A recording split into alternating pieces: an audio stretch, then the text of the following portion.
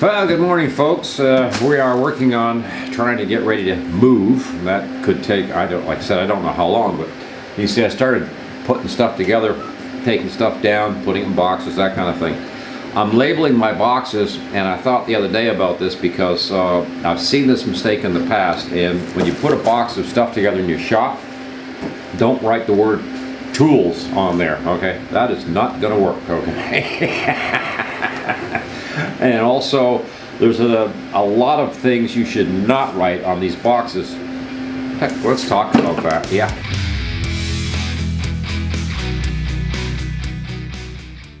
Yeah, so writing labels on the boxes, you really want to be kind of particular about that. You have to think in terms of what will help at the other end, because, you know, if you have a box and you write stuff, you know, or garage stuff, you know, it's still not going to work, okay? You know? So over time I have discovered, you know, there are some specific words, even tool words like power tools.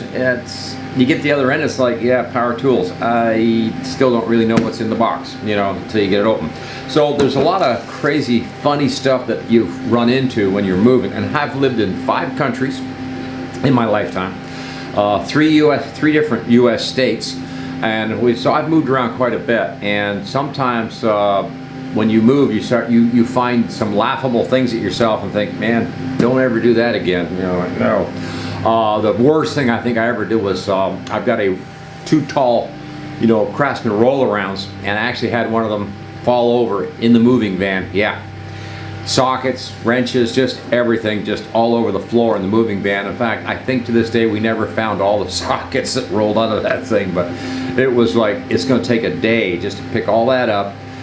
And then it took, I think, days to get all the sockets back in the little spots, you know, where they belonged in the tool, in the roll around. That was like one of the worst things I ever saw. Another bad one was I packed grease. Yeah, a can of grease and some oil cans and stuff in a cardboard box. And down the road, the grease seemed to get out of the can, the oil was getting out of the can, everything started to leak down through the box. The box was nasty, you know, when I got to the other end. So there's really some amazing things that happen to you when you're moving, and you sort of have to think ahead or whatever. The other thing too is the cost of moving. You sort of have to look at what you have on hand and say, okay, is it worth, it's going to cost me money to move this to a new location, or is it better just to get, you know, sell it off or get rid of it? Or even in this case, just past week or so, I had some locals here, and I just gave them some power tools and things. Just said, here, just take the stuff, because if I don't have to pack it, ship it, move it, and all that, it's just better for me. I'd rather somebody has it that can enjoy it or use it. So I've been giving stuff away. Right now, I'm on the cusp with this right here. That's a blade sharpener for, like, you know, 10-inch table saw blade, that kind of thing. That's from Harbor Freight, so it's not a good one. And I've used it a few times, and it's been like okay, but it hasn't been great. And I was thinking the other day, you know, do I really want to put that in a box, ship it, take it somewhere else? I haven't used it for, I guess, a couple of years now, and it's like, do I really need it? Will I ever need it? I don't think I will, to tell you the truth. So I was thinking maybe, you know, one of the locals here, like, you know, hey, you want a blade sharpening kit from Harbor Freight? You know, here, take it. You know, just one less thing to deal with. Back to the labeling on the boxes. Another one that I've seen done, I haven't done it, but I've seen people write, they had one on here, glass. Yeah, it was like glass. That sort of doesn't tell me other than that it's fragile or something. Oh, and fragile. Some people just write fragile on the box, and you have no idea what's in there.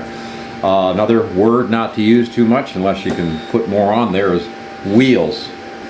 Oh, sorry about the 3D printers are running again today. Yeah, we're trying to keep up with production, and we're behind, like always. The reason I mention all this was I got to the other end, and you get, like, you know, a new house to move into or something like that, and you have a problem and you need a tool, so you go into your boxes trying to find a certain tool or something. And yeah, that's when it hits you that the labels are like, oh man, what was I thinking, you know, writing this sort of thing on the boxes. You end up opening up almost every box you moved in order to try to find that one set of screwdrivers, or, you know, some tool that you need for something specific to the new house you're moving into. The worst thing that happened was moving to this place here, and we had a plumbing problem, and all my tools were still in, you know, shipping and boxes and stuff. And to tell you how bad it was, I'm a do-it-yourselfer, like, man, I'll do it, you know. And I ended up having to call a plumber and have him come in and pay him like $500 to fix a leaky tap thing, because it was like, I need it fixed right away, and I am not going to try to find my tools. I just gave up, because, you know, the boxes and everything were still in storage or shipping, and it was frustrating.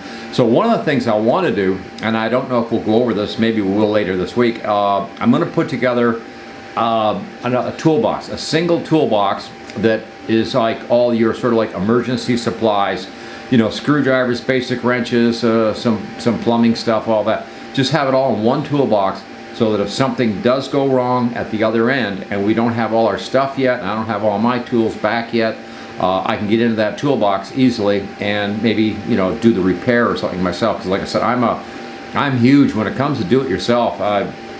I try to take it on every time, no matter what the project is. I even had to fix a washer dryer system a while back, and that was my first time taking a whole washing machine apart and finding out what's in there. You know? But I fixed it. I had to put new clutch in it, and it was like, you know, that's a first. You know? But the whole do-it-yourself thing for me is like, you know, engine blows in the car, I'll change the engine myself if I can, and I have done it, you know.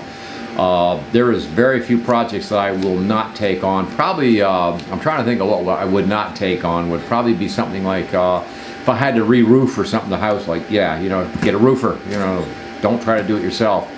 I have done small roofing jobs on my own shops, that kind of thing, but for the house, it's like, you know, call the professionals. You know, I am not going up there for that.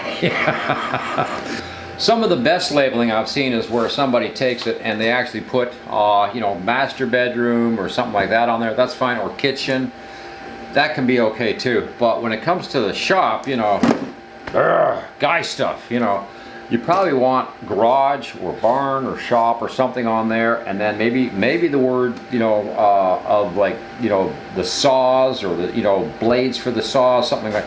You want it categorized down, broken down a little bit, so you don't have to open every box to figure out what's inside the darn thing, because that's where I have really had problems that I've run into in the past, where I'm looking for something and I've got all these boxes and everything's, you know, labeled on the side of the box or something, and I'm going through the labels and it's like, that's not telling me what I know. I need a pipe wrench. It does, nothing here shows anything for plumbing or pipe wrench or anything like that written on a box, and it's like, can't make it out, can't find it. So yeah, when it comes to moving a shop, it's a bit of a bear. But if you take your time and label properly on the boxes, it will help you down the road, you know, if you run into problems like I have. Oh yeah. Oh heck, in fact, while we're talking about these crazy tips or whatever, also smaller boxes that maybe only fit one or two tools is way better than one big box that's all full of tools. If you've ever heard the old joke about a box of rocks, yeah, that's about where you're going. So I have found in the past that just using the smaller boxes, maybe even if they only hold one tool, it's a lot better in the long run to having a great big box full of stuff that's heavy and you need two people to carry it or something. So yeah, just something, you know, that I've run into. Anyway, all of that brings me to the other point. This happened last time. Well, we moved. We moved towards Houston, Texas, and it's like 110 degrees, middle of summer. A lot of my stuff that I spent good money on, that I bought, that I had put in containers and brought here, the heat had destroyed a lot of the stuff, or a lot of stuff no longer worked or was no longer usable because the heat had tore it up so bad. And this is not the first time this has happened, but this was the worst case scenario, because Houston, Texas is just so hot that I think we had, you know, 100-degree temperatures outside, and you can imagine some of this stuff was, you know, parked and stored in a warehouse and sat there for weeks, months, you know, before we finally got into a house, and then we moved everything over to the house and the studio and the barn and everything here. And by that time, a lot of stuff was just absolutely, you know, was ruined. And it was like, I spent all this money bringing this stuff here, only to have to throw it away because now it's junk. You know, it's like, so that was kind of a, you know, that was a bad experience, but at the same time, and also I learned something. It was like, okay, don't move in the summertime because it's just, you're going to ruin everything that you own. Yeah. Also, a real odd item came up that I had never heard of before, but you know, modern days now with these televisions, a lot of them are, you know, they're put on a rack, a bracket, they're hung on a wall, that kind of thing, and the real estate people were telling me they want that left with the house, because otherwise you take that out, of course you've got to fix all the plaster work and stuff. And so in this case here, I offered as, heck, I'm not worried about that. I'll leave the TV nailed to the wall if you'd like. You know, I don't care, you know, 65-inch TV, it's only a year old, whatever, but it was like, yeah, I'll just go get another one. I'm not too worried about a TV, you know. Anyways, I will be back with shows and stuff. We'll try to get some more 3D printing going or something. It just finished right now with a production run. I think we are just caught up only. I have no extra inventory or anything, but I managed to catch up late this afternoon right now. We'll see, because as the evening progresses, we'll probably end up having to see orders and ship that stuff out tomorrow or something. Yeah, love it. Yeah. Meantime, hey, thanks for checking in, and I'll try to keep you guys updated as this situation continues. Right now, I'm just over and out.